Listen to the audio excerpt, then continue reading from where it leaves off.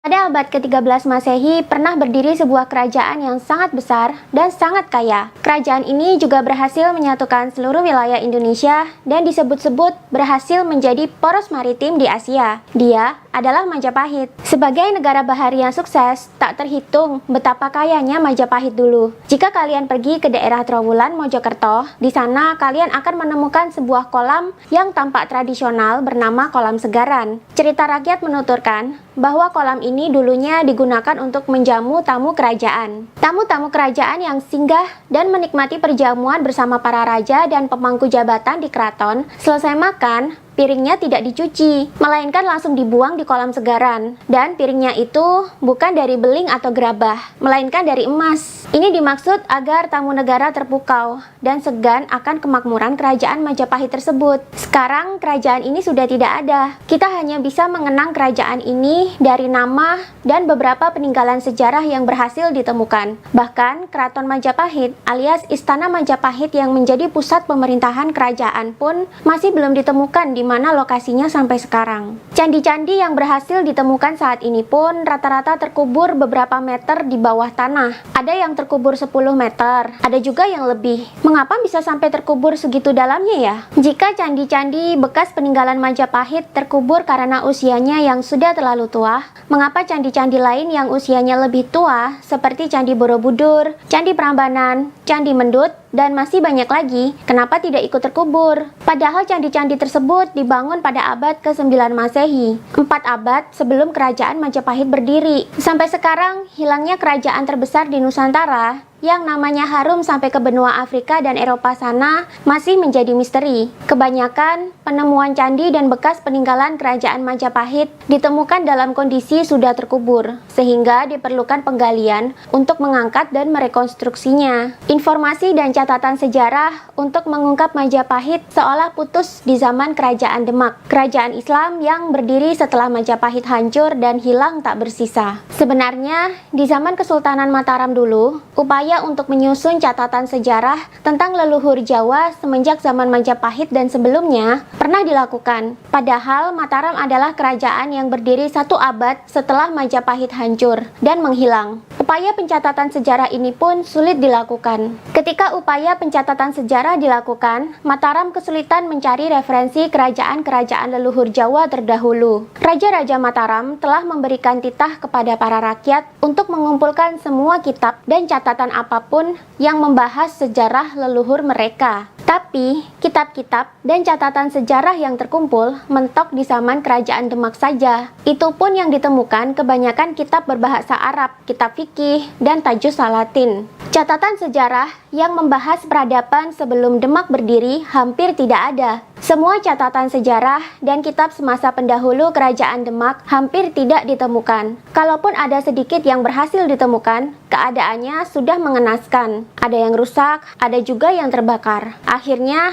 dengan bahan seadanya, disusunlah Babat Tanah Jawa yang saat ini juga menjadi rujukan para sejarawan untuk menginvestigasi sejarah leluhur Nusantara. Hilangnya kerajaan sebesar Majapahit tetap menjadi misteri sampai sekarang. Kisah kehancurannya pun ada beberapa versi dan masih menjadi perdebatan hangat hingga kini di kalangan sejarawan, arkeolog, dan rakyat. Kuat dugaan, kerajaan Majapahit hancur tak bersisa karena dihancurkan oleh Sultan pemimpin kerajaan Demak pertama kali, Raden Patah. Padahal, Raden Patah ini adalah putra kandung raja terakhir Majapahit yang sangat dimuliakan. Raja terakhir sangat menyayangi putranya. Tapi, mengapa putranya sendiri tega menghancurkan kerajaan ayahnya? Salah satu literatur yang menceritakan kehancuran Majapahit juga bisa ditemukan dalam Darmo Gandul, sebuah karya sastra kuno yang berisi tembang dan gancaran atau prosa yang menceritakan dengan detail setiap detik-detik kehancuran Majapahit di tangan putra kandung sang raja. Mengapa sang putra mahkota tega menghancurkan kerajaan ayahnya sendiri?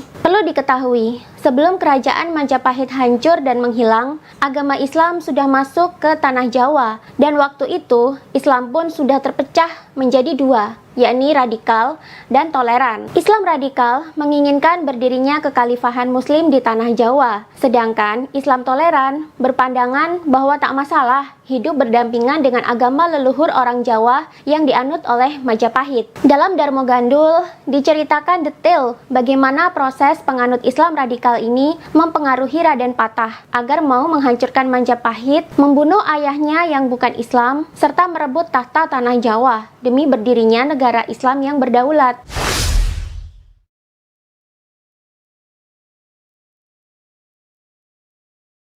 Agama Siwa Buddha diyakini menjadi agama para leluhur Nusantara, terutama di tanah Jawa. Agama ini adalah sinkretisme atau perpaduan antara agama Hindu dengan agama Buddha. Inti ajarannya adalah Budi, alias kesadaran diri sejati manusia. Dalam agama ini diajarkan bahwa manusia hendaklah mencapai kesadaran diri sejatinya, sehingga ia bisa menyadari roh dalam dirinya yang merupakan percikan roh Tuhan atau roh yang langsung diberikan oleh Tuhan. Roh dari Tuhan yang ada dalam diri manusia atau diri sejati manusia juga memiliki beberapa sifat Tuhan, seperti sifat mengasihi, menyayangi, cerdas, bijaksana, kuat, dan welas asih atau berbelas kasih. Manusia yang telah mencapai kesadaran diri sejati akan mengenali siapa Tuhannya, apa peranan dia diciptakan di dunia, dan bisa membedakan mana yang baik dan buruk secara bijaksana dan cerdas. Agama Siwa Buddha sekarang masih bisa ditemui di Nusantara. Biasanya disebut sebagai agama Hindu dan banyak dianut oleh masyarakat Bali dan sebagian masyarakat Lombok. Agama ini juga menjadi agama resmi orang-orang di zaman Majapahit, berikut para rajanya. Ketika Raja Majapahit terakhir bertahta, yakni Prabu Brawijaya kelima,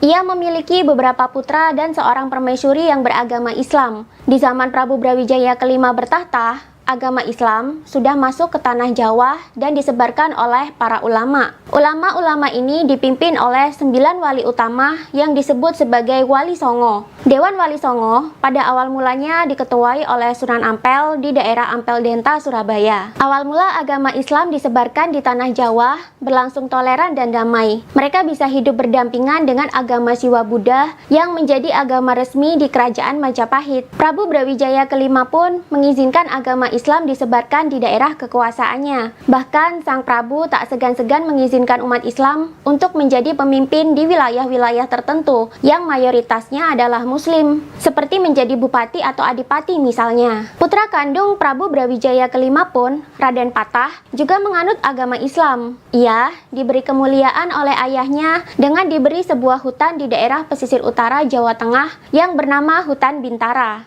Hutan ini boleh dibuka untuk diubah menjadi pemukiman warga dan Raden Patah dijadikan bupati atau adipati di sana. Di bawah kepemimpinan Raden Patah, Hutan Bintara bisa ia rubah jadi kota yang maju dan ramai, bernama Demak. Soal agama, Raden Patah ini adalah murid dari Sunan Ampel. Selama belajar Islam, Raden Patah pernah bermaksud untuk menggulingkan ayahnya, sebab di dalam ajaran Islam tidak diperkenankan umat Islam dipimpin oleh pemimpin yang kafir. Tapi Sunan Ampel melarangnya. Bagaimanapun juga, Prabu Brawijaya kelima adalah bapak kandungnya, dan seorang anak wajib berbakti kepada ayahnya. Lagi pula, Prabu Brawijaya kelima tidak pernah melarang penyebaran agama Islam. Ini adalah bentuk toleransi yang selalu ditanamkan oleh Sunan Ampel. Selama Sunan Ampel masih hidup, radikalisme Islam hampir tidak ada. Ketika Sunan Ampel meninggal, agama Islam di Jawa terpecah menjadi dua, golongan Mutian yang radikal dan golongan Abaan yang toleran. Orang Jawa menyebutnya golongan Putihan dan golongan Abangan. Golongan Putihan merasa wajib untuk menegakkan kepemimpinan Islam berbasis khilafah di tanah Jawa. Mereka tidak mau dipimpin oleh pemimpin kafir, dan mereka berpandangan orang Jawa harus diislamkan seluruhnya. Sedangkan golongan Abangan merasa tak apa-apa jika hidup berdampingan dengan orang Majapahit yang beragama Siwa Buddha. Mereka juga tak menuntut pemimpin tanah Jawa wajib memeluk Islam. Golongan Abangan ini banyak diwakili oleh sunan-sunan yang toleran. Salah satunya adalah Sunan Kalijaga. Setelah Sunan Ampel meninggal, muncul gerakan makar dari kabupaten di wilayah pesisir yang Islam, di mana di situ tercium gerakan untuk mendirikan kekhalifahan dan mereka mau melepaskan diri dari Majapahit. Gerakan makar ini diketahui oleh Prabu Brawijaya kelima. Prabu pun segera mengirimkan pasukan untuk menumpas gerakan makar ini. Pemimpin gerakan ini kocar-kacir dan melarikan diri menggunakan kapal laut. Sang Prabu segera mengirimkan surat kepada Raden Patah di Demak untuk memberitahukan bahwa telah terjadi gerakan makar oleh golongan Islam radikal. Dan Raden Patah diminta menangkap dan menyerahkan mereka jika mereka melarikan diri ke Demak. Mengapa Sang Prabu curiga mereka bisa saja lari ke Demak? Karena Demak waktu itu menjadi kabupaten dengan basis Islam yang kuat. Tapi sayangnya, sebelum surat sampai ke Demak, para golongan radikal sudah lebih dulu sampai ke Demak dan menghasut Raden Patah. Mereka mengadu bahwa raja telah menyerang para ulama dan meminta Raden Patah untuk menggulingkan Majapahit dan membunuh ayahnya. Awal mulanya Raden Patah menolak. Ia bertanya, mengapa para ulama diserang? Jawabnya, karena tercium oleh pihak keraton Majapahit bahwa mereka sudah 3 tahun tidak membayar upeti ke istana dan ingin mendirikan kekhalifahan Islam sendiri.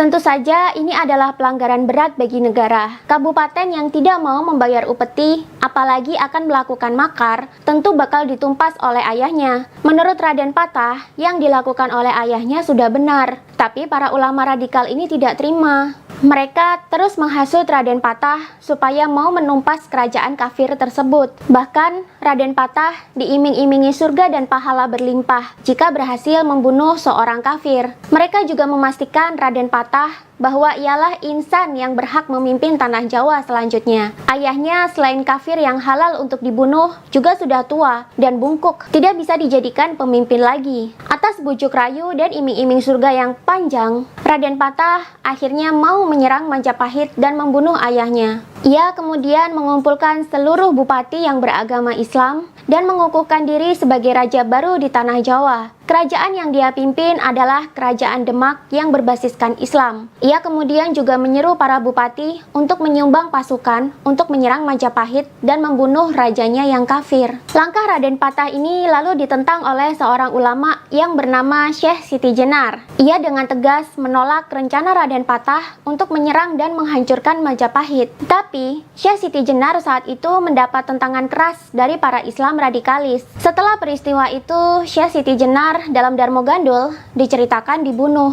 Akhirnya rencana Raden Patah pun dilaksanakan. Dengan iring-iringan 30.000 pasukan, ia berangkat menuju Majapahit untuk berperang. Rencana ini kemudian dibocorkan oleh Bupati Pati. Ia mengirimkan surat ke Keraton Majapahit dan menceritakan semua yang terjadi di Demak. Membaca isi surat tersebut, tentu saja Prabu Brawijaya kelima serasa bagaikan tersambar petir. Ia sangat kaget dengan rencana anaknya yang lebih menurut pada hasutan orang-orang Islam radikalis daripada mempercayai ayahnya sendiri. Dia juga sangat sedih anaknya menempuh jalan peperangan demi mendapatkan tahta tanah Jawa. Padahal jika diminta baik-baik, Prabu juga pasti menyerahkan tahtanya pada Raden Patah. Kedatangan rombongan Raden Patah tak bisa dicegah lagi, sedangkan sang Prabu tidak mau berperang melawan anaknya sendiri. Akhirnya dia memerintahkan kurir untuk menyampaikan pesan kepada Adipati Pengging atau Handoyoningrat dan Adipati Pronorogo atau Betara Katong. Dua orang ini juga anak kandung dari Prabu Brawijaya kelima yang masih loyal pada Majapahit. Prabu meminta mereka untuk membantunya membendung pasukan Raden Patah di perbatasan. Tapi belum sempat kurir itu berangkat, pasukan Raden Patah sudah sampai di Istana Majapahit. Jumlah pasukan di Majapahit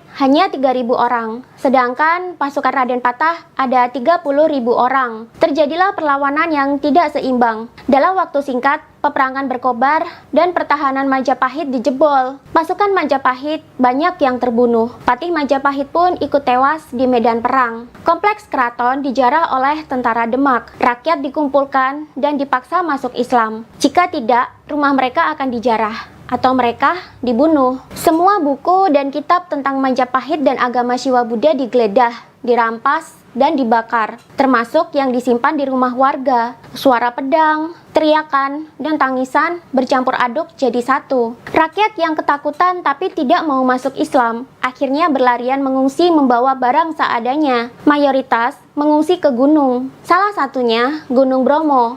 Mereka lalu berkembang menjadi suku Tengger. Dalam tragedi ini, Prabu Brawijaya kelima berhasil melarikan diri, ditemani oleh dua pendeta setianya, Sabdo Palon dan Noyo Genggong. Mereka bertiga melarikan diri ke ujung timur Pulau Jawa. Ketika pasukan Demak menggeledah istana, seisi istana sudah porak-poranda dan habis dijarah. Sang Prabu tidak ditemukan. Akhirnya istana tersebut diduduki oleh pasukan Demak dan Raden Patah berangkat ke Ampel Denta untuk mengabarkan kemenangan perang melawan kerajaan kafir kepada keluarga Sunan Ampel di sana. Sesampainya di kawasan rumah almarhum Sunan Ampel, Raden Patah segera menemui istri gurunya yang masih hidup tersebut. Dengan bangga ia mengabarkan telah menjadi khalifah di tanah Jawa dan berhasil memenangkan pertempuran melawan raja yang kafir. Istri Sunan Ampel yang bernama Nyi Ageng Ampel lantas menangis histeris ketika tahu bahwa raja kafir yang diserang Raden Patah adalah Prabu Brawijaya kelima, ayah kandung dia sendiri. Beliau bahkan mengumpat, "Kok tega kamu menyerang ayahmu sendiri cuma karena dia beragama Siwa Buddha?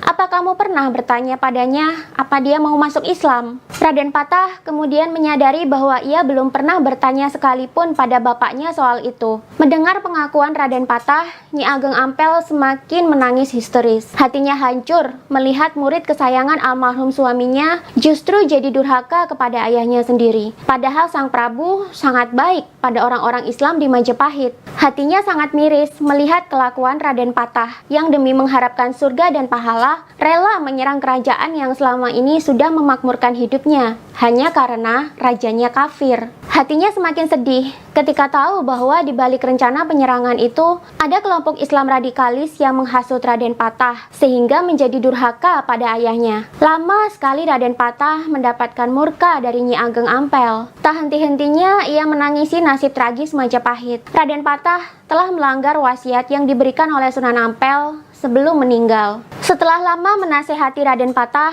ia meminta Raden Patah untuk mencari bapaknya dan membawanya kembali ke keraton. Dan ia juga meminta agar Raden Patah melakukan sujud sungkem dan meminta maaf pada ayahnya, serta mengembalikan tahta kerajaan pada Prabu Brawijaya kelima. Tapi sebelumnya, Nyi Ageng Ampel meminta agar sang Prabu dibawa mampir dulu ke Ampel Denta. Menyadari kesalahannya, menyadari ia telah terjebak dalam hasutan kaum Islam radikalis, Raden Patah pun menyesal telah gegabah menyerang Majapahit. Ia kemudian meminta Sunan Kalijaga untuk mencari ayahnya di mana saja dan membujuknya agar mau pulang ke Majapahit. Raden Patah menitipkan pesan bahwa ia menyesal dan ingin melakukan sujud sungkem untuk memohon ampun pada Prabu Brawijaya kelima. Ia sangat takut ayahnya mengeluarkan kutuk atas kedurhakaannya melawan ayah kandungnya sendiri. Mengingat Prabu Brawijaya kelima adalah raja yang menjadi wakil Dewata di tanah Jawa, dan tentu kutuknya akan sangat didengar oleh Dewata. Melihat drama tersebut,